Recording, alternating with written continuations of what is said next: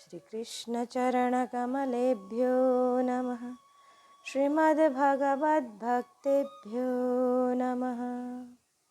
गोस्वामी श्री नाभाजी कृत श्री भक्तमाल हम श्रवण कर रहे हैं चतुर्थ खंड। कल हमने श्री पृथ्वीराज जी का चरित्र श्रवण किया था।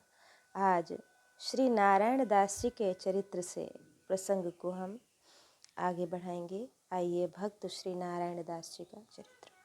अल्लाह के वंश में प्रशंसया ही जान ले, बड़ो और भाई छोटो श्री नारायण दास है। दीर्घ कमाऊ लघु उपज भर उड़ाऊ भावे, दियो सिरो भोजन ले भयो दुख रास है। देवो मुखो तातो करी बोली ब्रह क्रोध भरी, यहो जाहु कारो भर बावे कियो हास है। गयो गृह त्यागी हरि पागी कर्यो वैसे ही जू, भक्ति बस श्याम कहो प्रकट प्रकाश है। सज्जनों के द्वारा प्रशंसनीय श्री नारायण दास जी को भक्तवर श्री अल्लाह जी के वंश में ही प्रकट हुआ जान लीजिए। इनसे बड़े और दूसरे भाई थे, ये सबसे छोटे थे। और बड़े भाई लोग अन्न धन का उत्पादन करने वाले थे और श्री नारायण दास जी कुछ भी कमाते नहीं थे, केवल खर्च ही खर्च करते थे। एक दिन इनकी भाभी ने इन्हें ठंडा भोजन दिया और इन्हें महान दुख हुआ। उन्होंने अपनी भाभी से कहा कि मुझे ताज़ा भोजन बना कर दो। इस पर वह क्रोध करके बोली, तू अल्लाह बाबा है क्या जो मैं तुझे गर्म भोजन बनाकर खिलाऊं? जा द्वारिका को चला जा और श्री द्वारकाधीश जी को कविता सुनाकर उनसे हुंकारी भरवा, तब मैं तेरा बहुत आदर किया करूंगी और ताज़ा भोजन बना बना कर खिलाऊंगी। इस प्रकार उसने परिहास किया। श्री नारायण दास जी को यह बात लग गई और उन्होंने उसी क्षण घर को छोड़ दिया और भगवान में उसी प्रकार का अनुराग किया जैसा कि श्री अल्लाह जी करते थे। इन पर भी भगवान प्रसन्न हो गए, क्योंकि वे तो भक्त प्रेम के वश में रहते हैं। मैं भक्त के अधीन हूँ, इसे स्वयं भगवान ने अपने श्रीमुख से स्पष्ट कहा है। श्री नारायण दास जी श्री अल्लाह जी के पौत्र थे और दियो सिरो भोजन, कुछ कमाते नहीं थे, अतः भाभी का इनके प्रति स्वाभाविक दुर्भाव ही था। नित्य ही प्रायः परस्पर कुछ न कुछ कहा सुनी हो जाती थी। एक दिन श्री नारायण दास जी अपने बड़े भाई के साथ भोजन करने के लिए बैठे तो इनकी भाभी ने अपने पति के आगे ताज़ा गर्म भोजन परोसा और इनको ठंडा बासी भोजन दिया। बासी भोजन तामसी होने से त्याज्य होता है। यातायामं गतरसं पूति पर्युचितं च यत् उच्छिष्टमपि चामेध्यं भोजनं तामसप्रियम्। अधपका रसहीन दुर्गंध युक्त वासी झूठा और जो देवताओं को अर्पण करने के योग्य न हो, ऐसा भोजन तामसी मनुष्य को प्रिय होता है। ऐसे भोजन से आलस्य, प्रमाद एवं बुद्धि का नाश होता है। अभाव में यदि सभी लोग बासी खा रहे होते हैं तो इन्हें आपत्ति न होती। एक पंक्ति में बैठकर भेद बुद्धि से एक को ताज़ा और एक को बासी भोजन देना सर्वथा अनुचित है। अतः जब श्री नारायण दास जी ने कहा हमें भी ताज़ी रोटी दो, तब भाभी ने कहा बस ताज़ी तो उतनी ही बनाई थी सो परोस दी, अब ताज़ी नहीं है। श्री नारायण दास जी ने कहा नहीं है तो बना कर दो। इस पर भाभी ने हुकारो दास हास है कि आदर के साथ ताज़ा भोजन कमा कर लाने वाले को अथवा भगवान का भजन करने वाले को ही मिल सकता है, तुम सरीखे अकर्मण्य को नहीं। हरिपागी करियो वैसे ही। राजा महाराजाओं को कवित्व सुनाकर उन्हें प्रसन्न करके धन कमाया जाए अथवा भगवान का भजन, इन दोनों में श्री नारायण दास जी ने भक्ति के मार्ग को ही अपनाया और ऐसा निष्कंटकः पंथा भक्त वंश में उत्पन्न हुए थे, अतः भक्ति मार्ग अच्छा लगा। घर छोड़कर द्वारिका को गए, वहाँ श्री अल्लाह जी में और उनके चरित्र में तल्लीन होकर भजन करने लगे। अतः अल्लाह की सी भक्ति का उदय इनमें फलत हो गया। और भक्तमाल फलस्तुति दोहा 212 में कहा गया है कि जिस भक्त की भक्ति या चरित्र में जिसका अनुराग होता है वह उसकी भक्ति का भागीदार होता है। श्री नारायण दास जी ने जब श्री द्वारकाधीश जी को कविता सुनाकर विनती की तो भगवान ने हुंकारी भरी और माल प्रसाद आदि देकर इनका सम्मान किया, परंतु अपनी भक्ति को ख्यात करने के लिए आप घर नहीं गए। ये श्री अल्लाह जी के वंशज थे, अतः पुनः इन पर विशेष अनुराग करते। इनकी कविता पर भी भगवान ने हुंकारी भरी। यह सुनकर इनके भाई और भाभी भी इनके दर्शन करने के लिए द्वारका आए। भाभी प्रार्थना करती हुई क्षमा याचना करने लगी और बोली कि अब आप घर पर चलकर ही रहो। क्रोध या अज्ञानवश जो कुछ मुख से निकल गया उसे क्षमा करो। श्री नारायण दास जी ने कहा, आप लोग पिता माता के तुल्य हैं। आपने मेरे साथ बड़ा भारी उपकार किया जो भक्ति पथ पर चलने की प्रेरणा दी। इस उपकार का बदला मैं किसी भी प्रकार से चुका तो नहीं सकता हूँ। अब आप लोग ऐसा आशीर्वाद दें जिससे कि मैं भगवत भजन कर सकूं। आप घर नहीं गए और जैसे ध्रुव जी ने विमाता का श्री नरसिंह जी ने अपनी भाभी का उपकार माना था, उसी प्रकार श्री नारायण दास जी ने भी भक्तिवश नारायण दास जी ने भी किया। इस प्रकार श्री नारायण दास जी का चरित्र यहाँ बड़ा सूक्ष्म है, हमने श्रवण किया। अब आए श्री सीबा जी का चरित्र श्रवण करें। श्री सीबा जी। द्वारका देखी पालन टतिया चढ़, सीबे की धिया टल, बाढ़ेल बाढ़ की विकटक चाँद नाम चाढ़े सबल, असुर अजित अनिति अनि, अग्नि में हरिपुर की धो, सागन सुत ने साध राय रन छोरे दीधो, धराधाम धन काज मरन, बीजाहू मारे, कम धुक कुट के हुबो चौक, चतुर्भुजनी चारे। एक बार अन्यायी म्लेच्छ अजीज खां ने द्वारकापुरी में आग लगा दी। तब रणछोड़ श्री द्वारकाधीश जी ने सांगन के पुत्र शिवा को पुकारा। धरती धन और धाम आदि के लिए सभी साधारण लोग भी लड़कर मर जाते हैं, परंतु इस वीर बाढ़ेल वंशी क्षत्रिय भक्त ने चतुर्भुज श्री द्वारकानाथ जी के चौड़े चौक में यवनों की सेना का विध्वंस कर अपने तन मन प्राणों को न्यौछावर कर दिया। इस प्रकार इस भक्त ने अपने बाहुबल से अपने पूर्वज चांद के नाम को उजागर किया और नष्ट होती हुई द्वारिकापुरी की तथा वहाँ के निवासियों की रक्षा की एवं उसे सदा के लिए सुरक्षित कर दिया। असुरों मतलब सुरों के विरोधी, उनको असुर कहते हैं। निशाचर राक्षसों के समान ही इनके स्वभाव और कर्म होते हैं। इनके लक्षण बाढ़े बहुबल बहु खल जोर जुआरा, जेलम पट पर धन पर दारा, माँ नहीं मातु पितु नहीं देवा, साधु न सन करबा वहीं सेवा, जिनके यह आचारन भवानी, तेजा नेहु निशिचर सम प्राणी, सादराय रण छोरे। भक्तजन भगवान की और भगवान भक्तों की महिमा को बढ़ाते हैं। संतत दासहु देहु बढ़ाए, कि इसी से भगवान ने उन्हें पुकारा, रणछोड़ ने पुकारा। भाव यह कि हम तो जरासंध के सामने मैदान छोड़कर भागे थे, आज भी अपनी रक्षा हमसे नहीं होगी।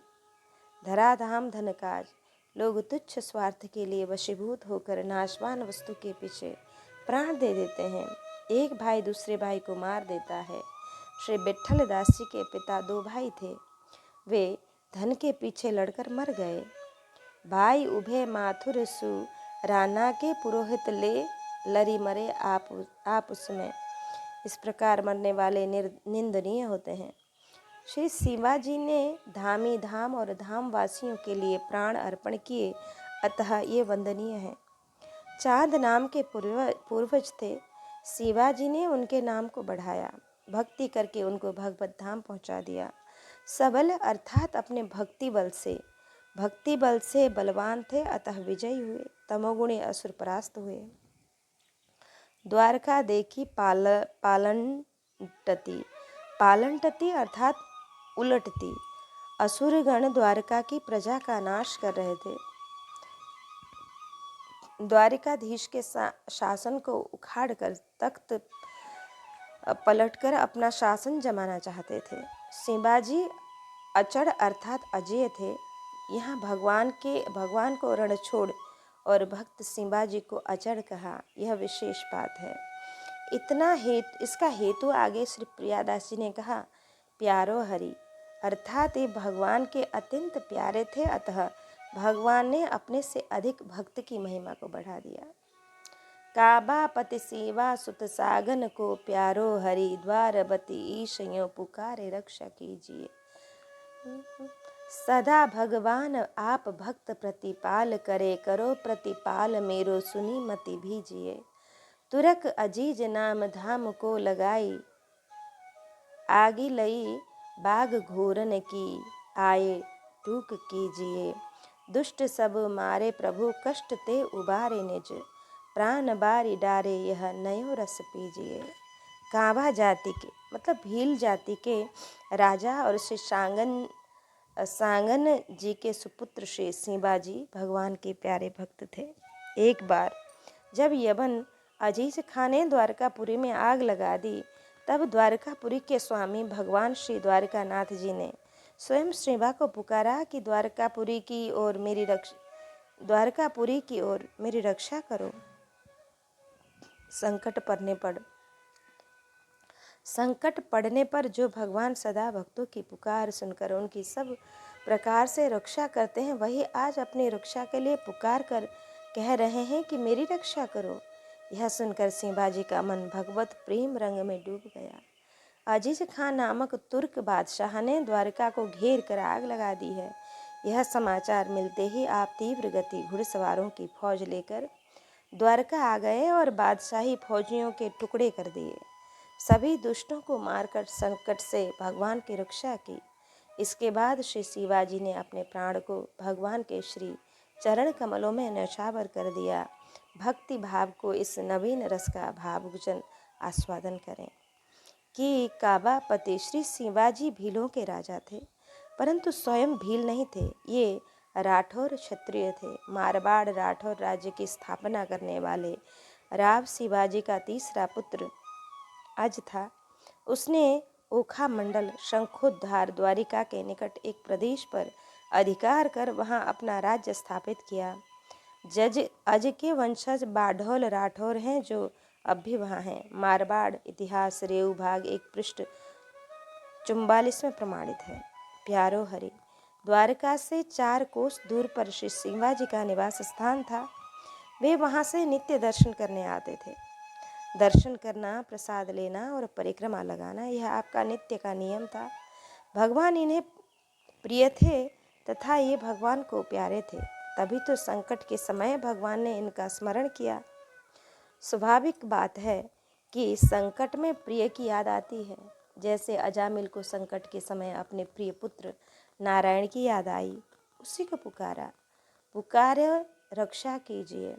बादशाह के सेनापति अजीज खां का उद्देश्य था कि नगर को जलाकर मंदिर को तोड़ दें, हिंदू धर्म के केंद्र को नष्ट करके इस्लाम धर्म का केंद्र स्थापित कर दें, लोग भाग न सकें। इस विचार से उसने रात को चारों ओर से घेर कर आग लगाई।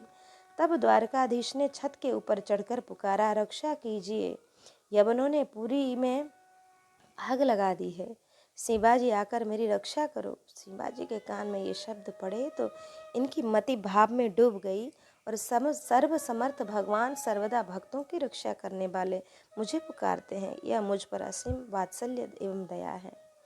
अनेक पार्षद सेवा में उपस्थित हैं, उन्हें छोड़कर प्रभु मुझे आज्ञा दे रहे हैं, अपनी रक्षा करा रहे हैं। जैसे अहिरावण ने कहा, श्री राम अपने रक्षक को याद करो। तब श्री राम जी ने श्री हनुमान जी को याद किया। सब कुछ करने कराने वाले प्रभु ही हैं। जैसे कच्छप अवतार में एक रूप से मंदराचल को रोके थे, दूसरे रूप से देवता और दैत्यों में प्रविष्ट होकर मंथन कर रहे थे, प्रेमाकुल शिवाजी ने भी अपनी छत पर चढ़कर नगाड़ा बजाया, जिसे सुनते ही उनके सैनिक घुड़सवार आ गए, उन्हें लेकर द्वारका पहुंच गए। प्रभु कृपा एवं आज्ञा की शक्ति से लगभग 500 घुड़सवार वीरों ने कई हजार सशस्त्र यवनों और उन यवन सैनिकों के टुकड़े टुकड़े कर दिए थे। प्राण बारी डारे, चाहते तो जीवित रह सकते थे, पर शुभ अवसर देखकर प्राणों को न्यौछावर कर दिया। इसमें हेतु यह है कि श्री शिवाजी ने विचारा कि यदि मैं जीवित रहा तो लोग कहेंगे कि इन्होंने पुरी की रक्षा की, इन्हें द्वारकाधीश ने पुकारा, ऐसी बड़ाई मुझे बड़ा भारी दुख देने वाली हो जाएगी। एक प्रकार से वह मेरा उपहास होगा। भक्त त्रिलोचन जी से जब आकाशवाणी के द्वारा भगवान ने कहा कि मैं तुम्हारे अधीन हूँ, कहो तो फिर सेवा करने के लिए आऊँ, यह सुनकर त्रिलोचन जी के मन में दुख हुआ। यथा कीने हरिदास में तो दास हूँ, न भयो नेकु बड़ो उपहास मुख जग में दिखाइए। दूसरा कारण यह कि सन्मुख मरण वीर के शोभा। घर में मरने वाला वीर क्षत्रिय प्रशंसनीय नहीं होता है। कई वीर गति की प्राप्ति के लिए धर्म युद्ध ठानते हैं। इनकी समता योग युक्त सन्यासी से है। द्वामिभो पुरुषः व्याघ्र सूर्य मंडल भेदिनौ परिभ्रांग योग युक्तस्य रणे चाभिमुखे हतः। महाभारत में श्री विदुर जी धृतराष्ट्र से कहते हैं कि हे पुरुष श्रेष्ठ, योग युक्त सन्यासी और संग्राम भूमि में सामने लड़कर मरने वाला वीर, ये दोनों सूर्य मंडल को पाकर ऊर्ध्व गति को प्राप्त होते हैं। इनकी पुनरावृत्ति नहीं होती है। श्री द्वारका धाम में भगवान की आज्ञा से भगवान के लिए आज यदि मैं शरीर न त्याग दूं, तो फिर ऐसा अवसर कभी हाथ में आने का नहीं है। जैसे समर मरण पुनि सुरसरि तीरथ राम तीरा सुरसरि तीरा, राम काज छन भंगु शरीरा, बड़े भाग अस पायो मीचू, ऐसा विचार कर आपने प्राण बारी डारे। यह भी प्रसिद्ध है कि कटे हुए आपके धड़ ने बचे कुचे यवनों का संहार कर दिया। नयो रस पीजिए। श्री प्रियादास जी नए भक्ति रस का बोध कराकर उसके आस्वादन की सम्मति देते हैं। पुराना भक्ति रस यह है कि भक्त की आर्त पुकार सुनकर भगवान शीघ्र प्रकट होते हैं अथवा स्वधाम से आते हैं और भक्त की रक्षा करते हैं। जैसे गजेंद्र, द्रौपदी आदि इनके असंख्य उदाहरण हैं। आज भगवान ने पुकारा, भक्त ने कष्ट से बचाया, यह नया रस है। भक्त को बढ़ाई देने के लिए तथा भक्त मेरे सामने यह प्रमाणित करने के लिए ही भगवान ने ऐसी लीला दिखाई। महाभारत में विजय के मूल कारण आप प्रभु थे, पर अर्जुन को बढ़ाई दी। रुद्र रूप हनुमान जी थे, अतः शंकर जी ने लंका दहन के प्रसंग में श्री हनुमान जी की बढ़ाई न करके प्रभु प्रताप की बढ़ाई की। यथा उमा न कछु कपि कै अधिकाई, प्रभु प्रताप ते जो काल ही खाई। जापे कृपा करे नंद नंदन, तापे आप करावे बंधन। करे करावे आप ही नाम न अपनो लेही, साई हाथ बढ़ाइए जही भावे तही देही। इस प्रकार श्री सिंबा जी का सुचरित्र हमने श्रवण किया। अब आए श्रीमती श्री रत्नावती जी का अब श्री मथुरा दास जी का चरित्र हम श्रवण करें कि कीर्तन करत कर सुपने हूँ, मथुरा दास न मानियो, वर्धमान गुरु वचन रति सो, संग्रह नहीं छाड़ियो। सदाचार संतोष सुहृद सुटिशील सुभासे, हस्तक दीपक उदय में टितम वस्तु प्रकाशे। हरि को ही विश्वास नंद नंदन बल भारी, कृष्ण कलश सोने में जगत जाने सिरधारी। श्री मथुरा दास जी सर्वदा भगवान नाम कीर्तन करते थे, इसलिए उनके ऊपर तांत्रिकों के मारण मोहन आदि प्रयोग नहीं चले। आप में शुद्ध आचार, यथालाभ, संतोष, मैत्री भाव, सुंदरशील आदि सभी गुण सद्गुण विशेष रूप से प्रकाशित थे। जिस प्रकार हाथ के दीपक से अंधकार मिट जाता है और वस्तुएं दिखाई पड़ती हैं, उसी प्रकार भगवत तत्व ज्ञान के द्वारा आपका हृदय प्रकाशित था। आपके हृदय में प्रभु का विश्वास था और उन्हीं का बल था। सभी लोग जानते हैं कि श्री कृष्ण की सेवा के निमित्त जल का घड़ा आप अपने सिर पर रखकर बड़े प्रेम से और नेम प्रेम से लाते थे, और आपको अपने गुरुदेव श्री वर्धमान जी के वचनों में बड़ा प्रेम था। उनके उपदेशों का संग्रह एवं पालन करते थे। आपने गुरु आज्ञा का उल्लंघन कभी नहीं किया। कीर्तन करत आगे टीका में वर्णित चेटकी का चेटक इनके सामने नहीं चला, यह कोई आश्चर्य की बात नहीं है। नाम निष्ठ के नामोच्चारण करते ही माया कपट का नाश हो जाता है। काल नेमि कलि कपट निधानो, नाम सुमति समरथ हनुमानो। जागृत की कौन कहे, स्वप्न में भी उसे माया मोहित नहीं कर पाती है, क्योंकि जागृत के महाअभ्यास से वह स्वप्न में भी नाम के आश्रित रहता है। नाम में नामे के समान ही भक्ति है। नामना मकारी बहुधा निज सर्व शक्ति। नाम में अपनी सब प्रकार की शक्तियों को भगवान ने रख दिया, अतः नाम का आश्रय लेने वाले सर्वत्र विजयी होते हैं। छप्पाई में इस प्रथम चरण में आए कर शब्द का अर्थ कई विद्वान हाथ या शुल्क मानते हैं। इनके अनुसार इस चरण का अर्थ होगा कि श्री मथुरा दास जी ने कीर्तन करके किसी के आगे हाथ नहीं फैलाया। कीर्तन कर अर्थात शुल्क नहीं लिया। अपने तुच्छ स्वार्थ के लिए कीर्तन न करके उसे परमार्थ के लिए किया।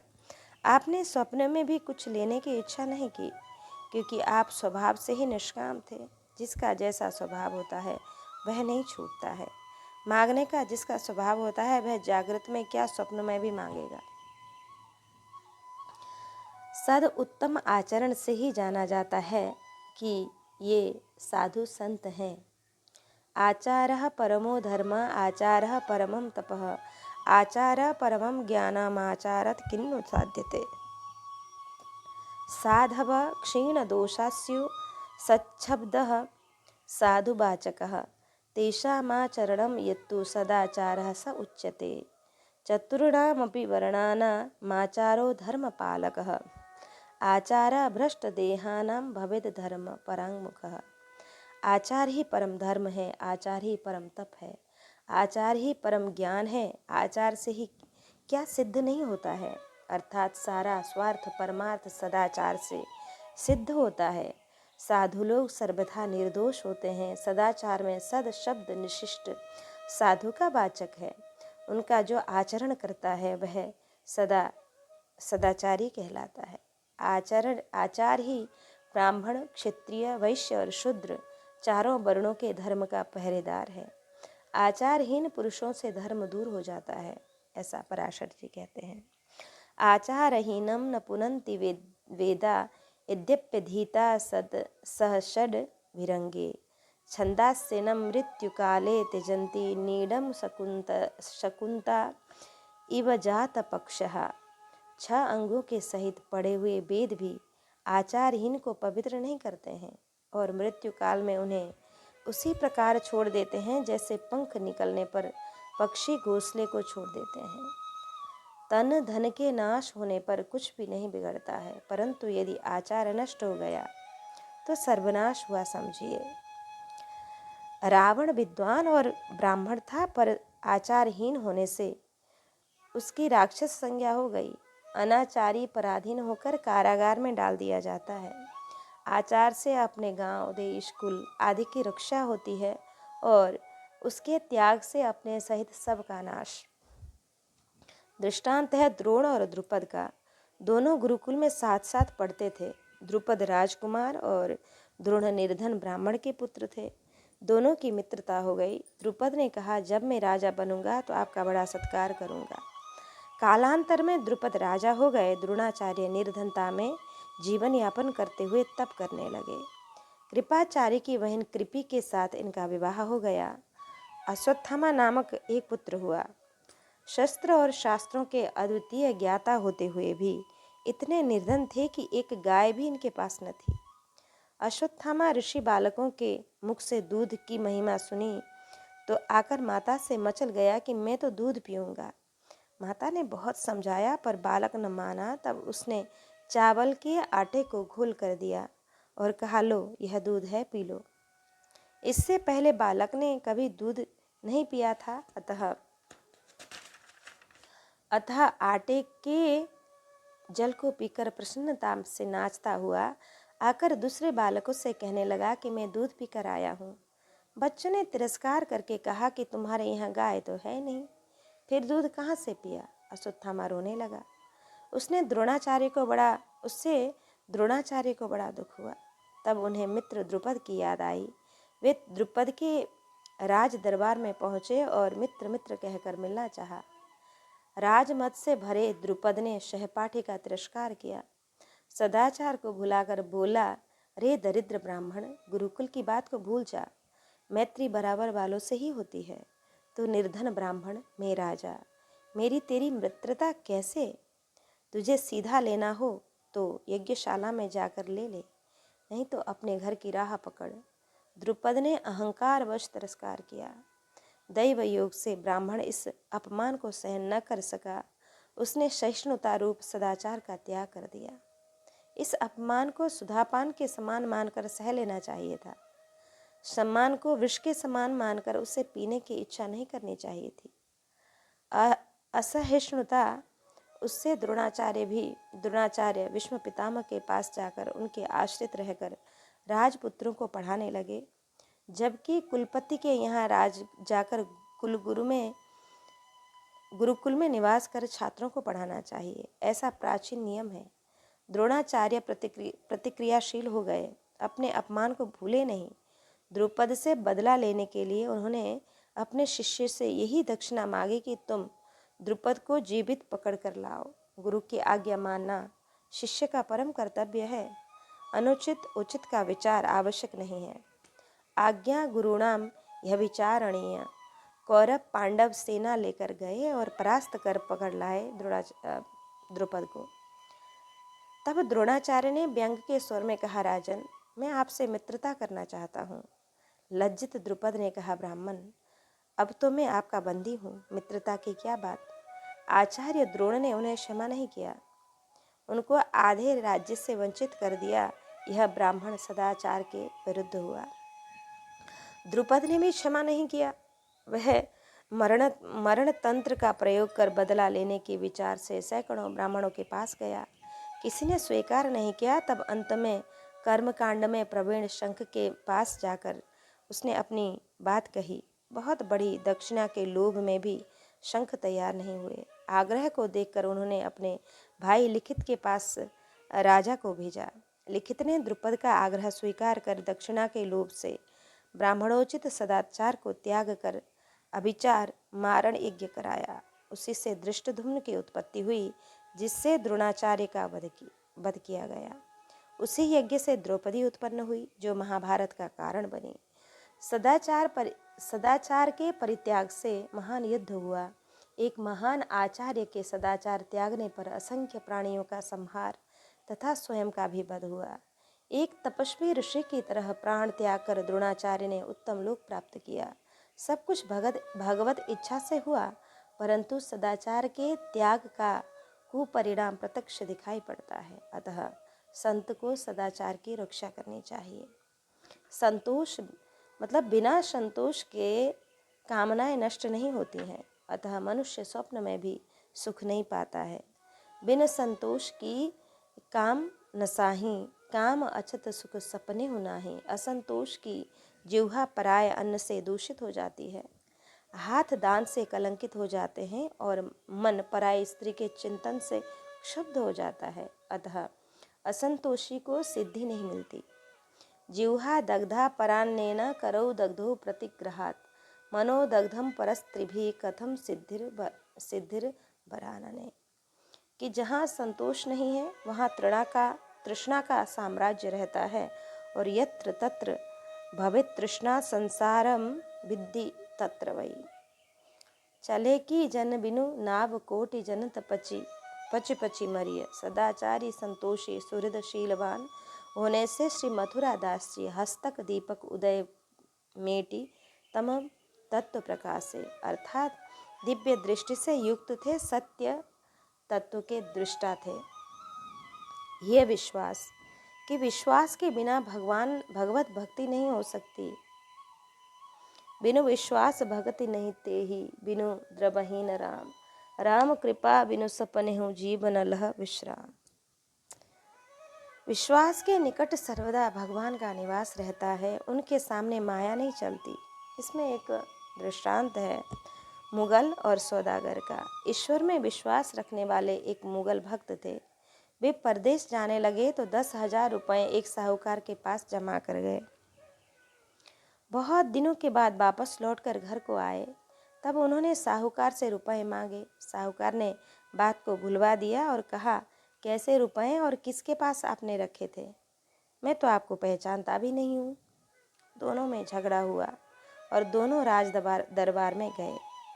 वहाँ गवाही मांगी गई, कोई गवाह न था। अतः राजा की समझ में नहीं आया कि क्या निर्णय किया जाए। तब शपथ को प्रमाण रखा गया। राजा ने कड़ाह में घी डलवाया और उसे गर्म करने लगे, और मुगल भक्त ने कहा, इसे गर्म क्यों कर रहे हैं? लोगों ने बताया कि यदि यह सौदागर सच्चा होगा तो गर्म घी में इनके हाथ न जलेंगे, इसलिए घी गर्म किया जा रहा है। सच्चे की रक्षा ईश्वर करता है। यह सुनकर मुगल ने कहा, घी गर्म न करो। यदि यह झूठा है और इसने रुपए लिए हैं तो इसके हाथ ठंडे घी में भी जल जाएंगे। सौदागर ने राजा की आज्ञा से ठंडे घी में हाथ डाले तो उसके हाथ जल गए। वह रोने लगा। राजा ने कहा, तुम झूठे हो, रुपए दो और जुर्माना भी। इस प्रकार विश्वास के रूप को दिखाया। श्री मथुरा दास जी में ऐसा दृढ़ विश्वास था, अतः इनके सामने चेटकी का चेटक न चला। नंद नंदन बल भारी, गोप रूप श्री वृंदावन धाम चारी, नंद नंदन में माधुर्य विशिष्ट है।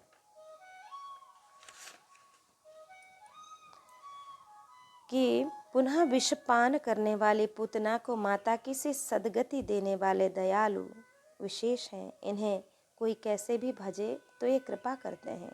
उलटो सूदो जो जपे नंद नंदन की रीत, सबे भांति नासे कलुष समुझ करो परतीत। अतः नंद नंदन को अपनाया। बल भारी भक्तों को भगवान का बल मतलब सहारा होता है। विमुख अपने बल का अहंकार रखता है। हिरण्यकश्यपु ने श्री प्रहलाद जी से पूछा कि मेरे थोड़े से क्रोध से तीनों लोक और उनके लोकपाल कांप उठते हैं, फिर तू किसके बल से निडर होकर मेरी आज्ञा के विरुद्ध कार्य करता है? तब प्रहलाद जी ने कहा कि न केवलम में भवतस्य राजन सबई बलम बलीनाम चा परेशाम, परे बरे में स्थिरजंगमाये ब्रह्मादयो येन वशम प्रणीतः। दैत्यराज, ब्राह्मण से लेकर तिनके तक सब छोटे बड़े चर अचर जीवों को भगवान ने अपने वश में कर रखा है। न केवल मेरे और आपके, बल्कि संसार के समस्त बलवानों के बल भगवान ही हैं। इंद्रिय बल, देह बल और मनोबल भी वही हैं। इसलिए श्री मथुरा दास जी को नंद नंदन का बल था। निर्बल के बलराम, गजेंद्र, द्रौपदी आदि ने जब तक अपने बल का प्रयोग किया तब तक भगवान नहीं आए। एक संत द्वारका जा रहे थे, मार्ग में जंगल मिला। भीलों ने इन्हें निडर देखकर पूछा, आप दुशाला ओढ़कर निर्भय जा रहे हैं, यहाँ लुटेरों का डर नहीं लगता है? संत ने कहा, हमारा नाम हरिबल है, फिर हम क्यों डरे? लूट जाने पर भी हमारी हानि नहीं है, अतः हम निर्भय हैं। कृष्ण कलश सोने भगवान की सेवा में ऐसा प्रेम था कि नियम से मधुर जल भरकर लाते। जैसे किशोर सिंह जी, राम कलश मन रसी रली, शीस ताते नहीं बाच्यो। प्रतिज्ञा पूर्वक भक्ति का आचरण, भक्ति देवी के श्री अंग में सुगंध लगाना है कि पन सोधो ले लगाए के गुरु वचन रति। गुरु के वचनों में प्रेम और विश्वास होना आवश्यक है, बिना इसके सिद्धि दुर्लभ है। गुरु के वचन प्रतीति न जेहि, सपने सुगमन सुख निधि सिद्धि ही। गुरु गदित वचन सिद्ध, शीस सत्य अति दृढ़ प्रतीति गाढ़ो गयो। गुरु वचनों का प्रीति पूर्वक पालन करने से भयदायक स्थान अभयदायक हो जाता है। इस पर एक दृष्टांत है कि अंबादास कल्याण का अनेक शिष्यों के साथ समर्थ स्वामी श्री रामदास जी यात्रा करते हुए मध्याह्न के समय एक विशाल कूप के समीप एक सघन वृक्ष की छाया में विश्राम करने लगे कि अचानक उनके मन में कुछ विचार आया और उन्होंने अपने शिष्य में से अंबादास को समीप बुलाया। वृक्ष की एक शाखा कूप के ऊपर थी। उसकी ओर संकेत करके पूछा, तुम इस शाखा को काट सकते हो? अंबादास ने हाथ जोड़कर कहा, आपकी आज्ञा होने पर अवश्य काट सकता हूँ। श्री समर्थ जी बोले, तब कुल्हाड़ी लेकर वृक्ष पर चढ़ जाओ और इस शाखा को काट दो। इसके पत्ते गिरकर कूप के जल को खराब करते होंगे। शाखा को उसी मूल से ही काटना है। इस आज्ञा को सुनकर दूसरे शिष्य सभी समर्थ जी का मुख, कभी अंबादास का मुख और कभी उस शाखा की ओर देखने लगे। वह शाखा जिस मोटी शाखा से निकलती थी वह तो सीधे ऊपर गई थी। वहाँ दूसरी कोई शाखा नहीं थी जिस पर खड़े होकर कोई उस शाखा को काट सके। शाखा को मूल से फूटने के स्थान से काटने का अर्थ था कि उसी शाखा पर खड़े होकर उससे काटा जाए। पैर टिकाने को कोई स्थान नहीं था। उसी शाखा पर खड़े होकर उसे काटने पर तो काटने वाला शाखा के साथ कूप में गिरेगा, उसके प्राण बचने की संभावना नहीं है। अंबादास ने यह सब न देखा हो ऐसी तो बात थी नहीं, क्योंकि उन्हें पता था कि मैं इसमें खड़ा होकर वृक्ष काटूंगा तो मैं भी कूप में गिर जाऊंगा। लेकिन आज्ञा मिलते ही उन्होंने धोती कसकर बांध ली और कुल्हाड़ी लेकर वृक्ष पर चढ़ गए। उस शाखा पर ही खड़े होकर उन्होंने उसके फूटने के स्थान पर कुल्हाड़ी मारना शुरू कर दिया। तब श्री समर्थ दास जी ने ऊपर देखकर अंबादास को डराने और उसकी परीक्षा लेने के लिए कहा, मूर्ख, डाल काटते ही तू कूप में गिर जाएगा और मर जाएगा। अंबादास ने कहा, आपकी कृपा मुझे भवसागर से पार करने में समर्थ है। इस कूप की क्या गिनती, मैं तो आपकी कृपा से सुरक्षित हूँ। श्री समर्थ ने आज्ञा दे दी कि इतनी श्रद्धा है तो अपना काम करो। इतनी श्रद्धा यदि है तो फिर अपना काम करो। जब शाखा आधी से कुछ अधिक कट गई तभी टूटकर अंबादास के साथ कूप में गिर पड़ी। सभी शिष्य व्याकुल हो गए। श्री समर्थ जी शांत बैठे थे। गुरु में जिसकी जितनी श्रद्धा उसका अमंगल कैसे हो सकता है। अंबादास के शरीर में कहीं भी चोट नहीं आई और कूप में उन्हें अपने आराध्य देव श्री रामचंद्र जी का प्रत्यक्ष दर्शन हुआ तो वे प्रेम विभोर हो गए और उन्हें कूप से निकाला गया। बाहर आते ही वे श्री गुरु चरणों में गिर पड़े और बोले, हे प्रभु, आपकी कृपा से मेरा कल्याण हो गया। श्री समर्थ ने कहा, कल्याण तो तेरी श्रद्धा ने किया, अब तो कल्याण रूप हो गया। तभी से अंबादास जी का नाम कल्याण हो गया। गुरु वचनों में प्रीति के कारण श्री मथुरा दास जी भी कल्याण रूप थे। तभी तो वेशधारी ठग चेट की सरीखे लोगों का कल्याण कर सके। बस के तिजारे माझ भक्ति रस रास करी एक बात ताको प्रकट सुनाइए। आयो वेशधारी को करे सालग्राम सेवा, डोलत सिंहासन पे आनी भीर छाइए। स्वामी के जो शिष्य भयो तीनहु के भाव देखी, बाही को प्रभाव आए कहो ही भाइये। निको आप चलो रीति को बिलो किए जू, बड़े सर्वज्ञ कही दुखे नहीं जाइए। वैष्णव साधु वेश धारण करने वाला छेटकी नकली वैष्णव श्री मथुरा दास जी ने तिजारे ग्राम में निवास करते हुए भगवत भक्ति की खूब आराधना की और प्रजा में भक्ति का प्रचुर प्रचार प्रसार किया। वहाँ आपने एक अद्भुत चमत्कार दिखलाया जिसका वर्णन किया जाता है कि एक बार तिजारे में साधु वेशधारी एक जादूगर आया। वह सबको दिखाकर भगवान शालग्राम की सेवा करता था। विशेष बात यह थी कि उसके शालग्राम जी सिंहासन पर हिलते डोलते थे। इस चमत्कार को देखने के लिए जनता की भीड़ एकत्र हो जाती थी। वहाँ जो श्री मथुरा दास जी के शिष्य सेवक थे, उनके मन में भाव आया कि यह बड़े भारी सिद्ध संत हैं, तभी तो भगवान इनके अधीन है। उन लोगों ने इस प्रभाव का वर्णन श्री मथुरा दास जी के सामने किया और कहा कि उस संत की सेवा सभी को अच्छी लगती है। कुछ समय के लिए आप भी चलिए और उसकी उपासना की रीति भांति को देखिए। श्री मथुरा दास जी महान धर्मज्ञ थे, ढोंगी हैं, भक्त नहीं हैं। इस रहस्य को समझकर बोले, मेरे चलने से उनकी माया नहीं चलेगी, तब उसके मन में दुख हो जाएगा, अतः हम वहाँ नहीं जाएंगे। कि यह ग्राम राजस्थान में है। आपने तीर्थ धाम को छोड़कर तिजारे ग्राम में रहकर भजन किया। इसका हेतु यह था कि आपको नंद नंदन का बल था, अतः अपने उद्धार की चिंता न थी। लोगों को भक्ति का उपदेश करके उन्हें सतमार्ग पर लाना, उनका कल्याण करना यह अभिष्ट था। अतः आप गांव में रहते थे। डूबते को बचाने की इच्छा करने वाले को जल में कूदना पड़ता है। इसी तरह मायावियों का कल्याण चाहने वाला भी उसके बीच में जाकर आसन लगाता है। भक्ति रस रास करी का तात्पर्य यह है कि माधुर्य रसमय भक्ति की मन वचन कर्म से दृढ़तापूर्वक अखंड आराधना की, उसकी रास करी, ढेरी लगा दी, संत भगवंत की सेवा कीर्तन प्रवचन आदि की धूम मचा दी। मूल में सुभाष से शब्द आया है। उसका तात्पर्य सु अर्थात भाषण करे, पुनः भा से अर्थात चमके। भक्ति तेज से आप में अद्भुत कांति थी।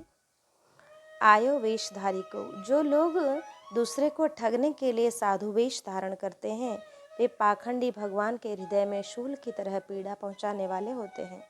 वे असली संत की अपेक्षा भोली भाली जनता को अधिक प्रभावित करके पैसा कमाते हैं, शिष्णोद्धार की पूर्ति करते हैं। वेशधारी हरि के उरसाले, दम्भी लोभी कपटी नट से शिष्णोदर को पाले। गुरु बने घर घर में डोले, नाम धनी को बेचे। परमारथ सपने नहीं जाने, पैसन ही को खींचे। कबहुक बक्ता होए बनी बैठे, कथा भागवत गावे। अर्थ अनर्थ कछु नहीं भासे, पैसन ही को ध्यावे। कबहु कबे हरि मंदिर सेवे, करे निरंतर वासा। भाव भगति को भेद न जाने, पैसन की ही आशा। नाचे गावे मित्र बनावे, कहें काव्य चटकीली। सांच बिना हरि हाथ न आवे, सब रहनी है ढीली। बिन विवेक बैराग भगति, बिन सत्य न एको मानो। भगवत विमुख कपट चतुराई, सो पाखंडे जानो। कदाचित कोई अपने मन से अचला लंगोटी लगा ले, तिलक कंठी धारण कर ले, वेश साधु वेश बनाकर सीताराम राधे श्याम जपे, किसी को ठगे नहीं, तो उसका भी कल्याण होगा। वह भगवान को प्रिय लगेगा, परंतु परवंचक प्रभु के लिए, प्रजा के लिए और अपने लिए महान दुखद होता है। कौशालग्राम सेवा, जब भीड़ इकट्ठी हो जाती तब वह सबको सुनाकर कहता कि मैंने गंडकी नदी पर 12 वर्ष तक केवल दूध पीकर तपस्या की थी। उसके प्रभाव से ये शालग्राम भगवान प्राप्त हुए हैं। इनका नाम सर्वेश्वर है। आप लोगों ने सुना होगा कि भगवान भक्त के अधीन रहते हैं, परंतु देखा नहीं होगा। आज प्रत्यक्ष देख लीजिए कि भगवान मेरे इशारे पर, मेरी इच्छा से हिलते डुलते हैं, नाचते हैं। कलयुग में आम जनता के सामने इससे ज़्यादा लीला दिखाने की प्रार्थना मैं नहीं करता हूँ। एकांत में ये मुझसे बातचीत करते हैं और खाते पीते हैं। इनकी भेंट करके, इनकी कृपा से बहुतों के मनोरथ नित्य पूर्ण होते हैं। भेंट से प्राप्त धन को हीन दीन दुखियों की सेवा में भगवान की आज्ञा से खर्च करता हूँ। ऐसा कहकर अपने चेटक से शालग्राम को हिलाते डुलाते दिखाता। खूब भेंट में धन आता, रोज भारी भीड़ आती। जैसे कठपुतली नचाने वाला नट कठपुतलियों को नचाता है, परंतु दर्शक रहस्य न जानकर आश्चर्यचकित हो जाते हैं। इसी प्रकार यहाँ भी सबको आश्चर्यचकित करके अपने को महान सिद्ध बताता, प्राप्त धन से संसारी विषयों का सेवन करता।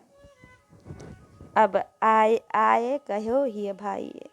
श्री मथुरा दास जी के शिष्य भावुक थे। उन्होंने आकर अपने श्री गुरुदेव से चेटक की चमत्कार का वर्णन किया। तब कहो ही भाई, अपने उन लोगों से उस वेशधारी की निंदा नहीं की, बल्कि प्रसन्नता व्यक्त की। धन्यवाद है ऐसे कलिकाल में ऐसे भक्त। लोगों ने कहा, महाराज, मैंने उससे कहा था कि यहाँ हमारे गुरुदेव विराजमान रहते हैं, आप चलिए उनसे सत्संग करिए, हम आपकी यथाशक्ति सेवा करेंगे। तब उस भेषधारी ने कहा, हमारे गुरु की आज्ञा है कि अपने सर्वेश्वर को छोड़कर किसी महात्मा के पास मत जाना। तो महाराज, जरा आप ही चलकर उनके सर्वेश्वर का दर्शन कीजिए और उनका चमत्कार भी देखिए, दुखे नहीं जाइए। गुरु गोविंद की भक्ति के बल से सर्वज्ञ थे। गुरु प्रसाद सब जानिया राजा, कहिए न आपन जानिया काजा। चलने का आग्रह करने पर आपने अपने शिष्यों से कहा, संत वेश है, अतः उसकी बात पर विश्वास करने से कल्याण होगा। किसी ने कहा, वह जादू को दिखाता पैसा कमाता है। तब आपने कहा कि क्या हुआ, एन केन प्रकारेण भगवान की सेवा तो करता ही है ना।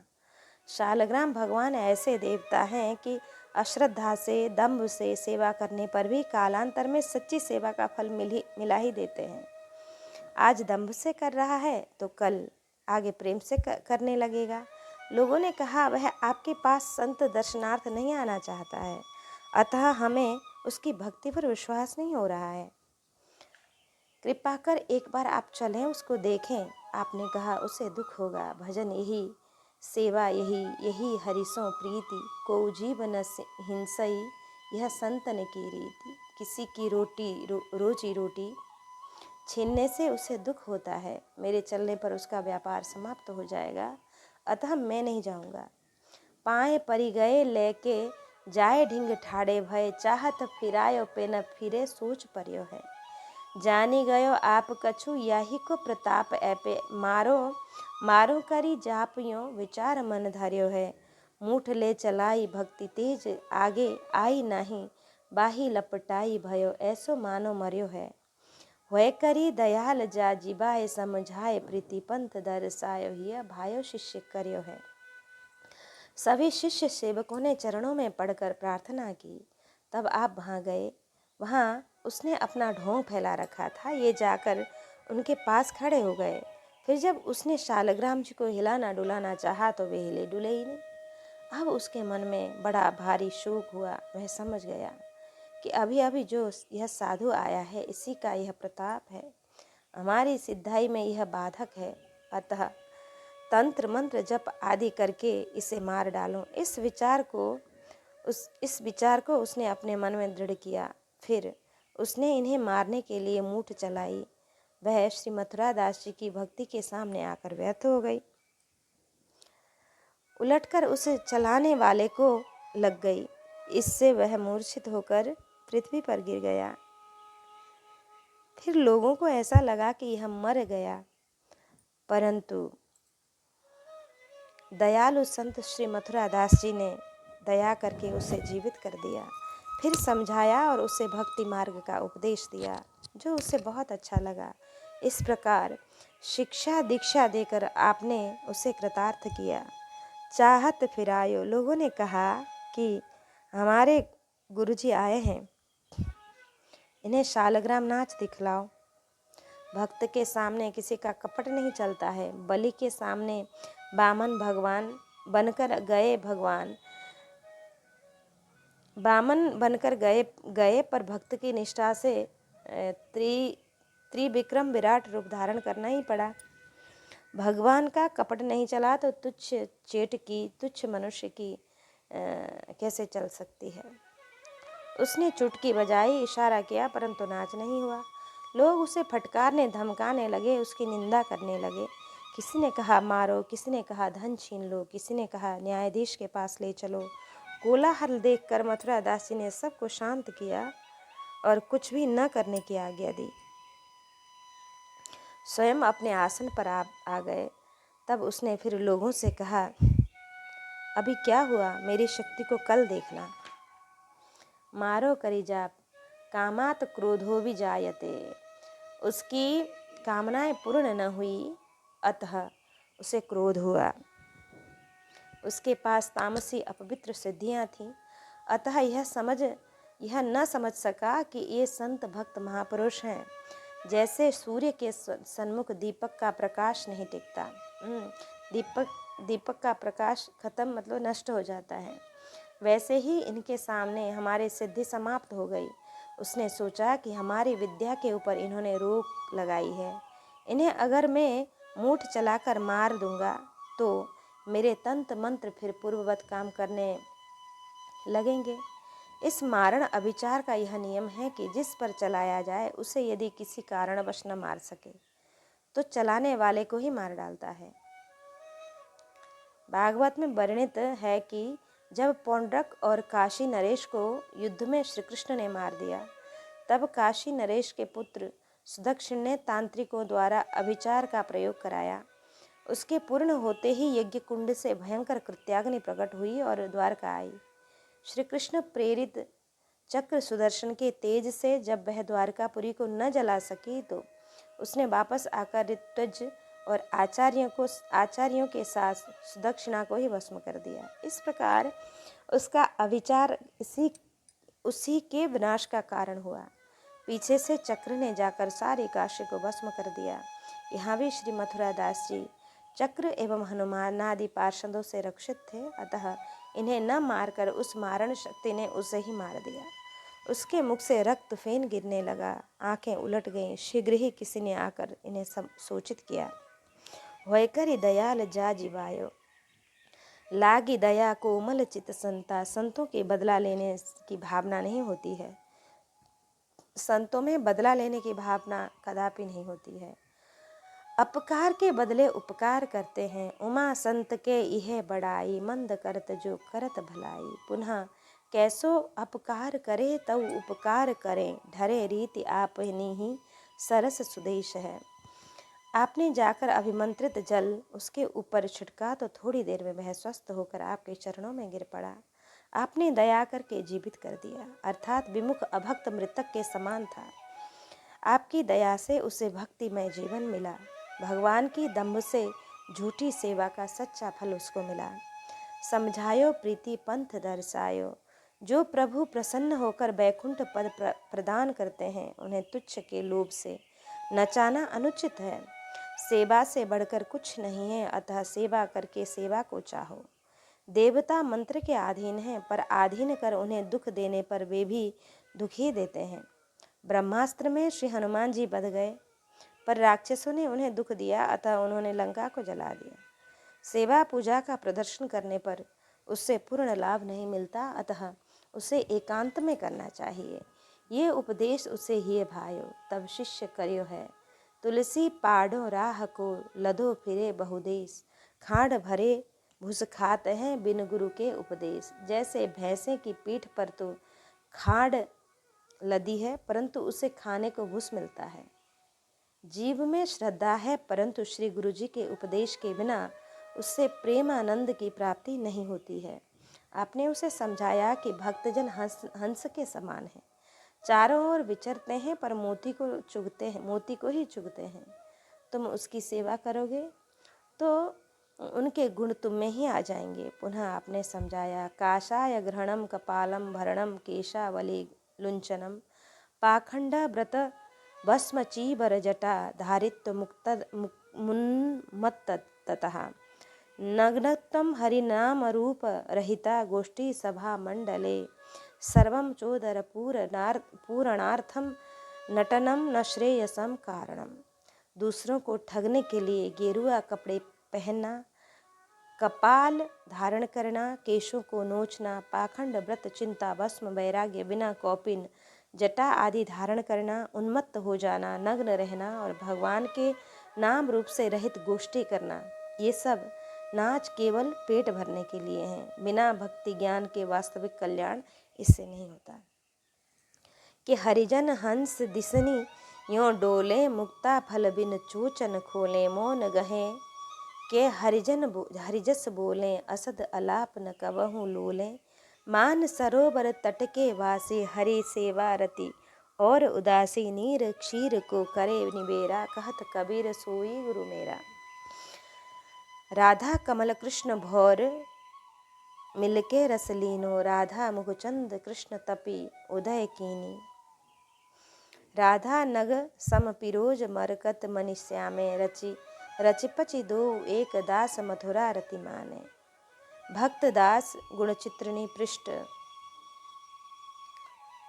76 के अनुसार आपके कीर्तन में बहुत से दर्शनार्थी लोग आते थे और दर्शन कीर्तन करके बहुत आनंदित होते थे। कीर्तन में जो द्रव्य आता था उसे आप स्वयं नहीं लेते थे, संत भगवंत की सेवा में समर्पित कर देते थे। आपके मत से कीर्तन करके उससे धन संग्रह करना ठीक नहीं। हट करके देने वाले से आप नाराज हो जाते थे। एक बार आप शयन कर रहे थे, शयन किए किए स्वप्न में आप नाम संकीर्तन करने लगे। इसी बीच किसी ने आकर बहुत सा धन भेंट में रखा। आपने अस्वीकार किया, वह अधिक हठ करने लगा। तब आपने उसे बड़े जोर से फटकारा। मूड व्यर्थ हठ क्यों करता है? ऐसा कहते कहते वे जाग गए। समीपस्थ शिष्य सेवकों ने देख लिया कि स्वप्न में भी कीर्तन के समय धन लेना आपने उचित न समझा। आप ऐसे निष्ठावान थे। इसी को ध्यान में रखकर मूल में लिखा गया कि कीर्तन करत कर सुपनेहु मथुरा दास न मांडियो। आप जगत विजयी श्री केशव काश्मीरी भट्टाचार्य से 2 पीढ़ी पूर्व में ही हुए हैं। तदनुसार आपका समय 12वीं शताब्दी का अंत और 13वीं शताब्दी का पूर्वार्ध निश्चित होता है। उसी समय उनके शिष्य श्री मथुरा दास जी का भी होना चाहिए। इस प्रकार आज हमने श्री मथुरा दास जी का प्रसंग, उनका सुचरित्र और श्री नारायण दास जी का चरित्र श्रवण किया। भक्त और भगवान की जय।